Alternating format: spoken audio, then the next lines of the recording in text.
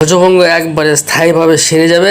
আজকের ভিডিওতে এমন একটি তত্ত্ব আপনাদেরকে জানাবো, এমন একটি ফর্মুলা আপনাদেরকে শিখিয়ে দেবো। আপনার ধ্বজভঙ্গ রোগের বয়স যতই পুরনো হোক না কেন, ইনশাল্লাহ নিয়মিত সেবন করলে 2 জন স্ত্রী লাগবে, এতে কোনো সন্দেহ নেই, যদি আমার সঠিক মতো আপনি ওষুধটি সেবন করতে পারেন।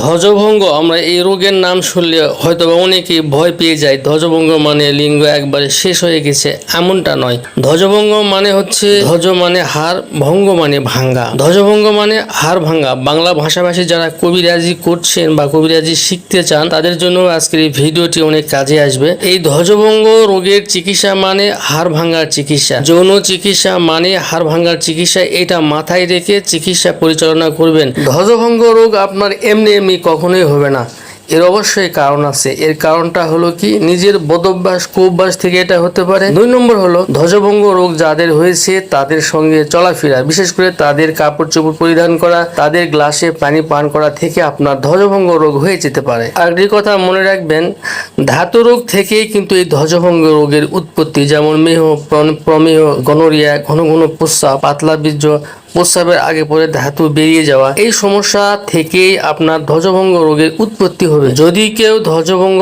হয়ে যায়, তার ধাতু রোগের চিকিৎসা করতে হবে। ধাতু রোগের চিকিৎসা করলে ধ্বজভঙ্গ একবারে স্থায়ীভাবে সেরে যাবে।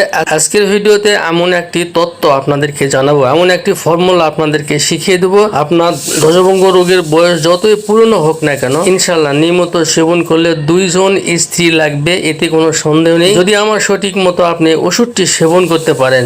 স্ক্রিনে যে ভেষজটি দেখছেন, এই ভেষজটির নাম কাঁচা হলুদ। অবশ্যই অনেকেই জেনে গেছেন। এই কাঁচা হলুদই আপনাকে সেবন করতে হবে। এই কাঁচা হলুদ আপনাকে যেভাবে সেবন করতে হবে আমি জানিয়ে দিচ্ছি। এই কাঁচা হলুদ পাটায় পেষে নেবেন, 1 চামচ পরিমাণ কাঁচা হলুদ, এর সঙ্গে নিবেন 1 চামচ পরিমাণ মধু, 1 চামচ পরিমাণ ঘি। এই 3টি একসঙ্গে পেস্ট করে সকালে খাবারের 1 ঘন্টা আগে, রাতে খাবারের 1 ঘন্টা আগে, বেশি না, আপনি যদি একটা মাস সেবন করতে পারেন, আপনার ধ্বজভঙ্গ স্থায়ীভাবে সেরে যাবে। দ্রুত বীর্যপতন থাকবে না, রাতে 2 জন স্ত্রী লাগবে ইনশাল্লাহ।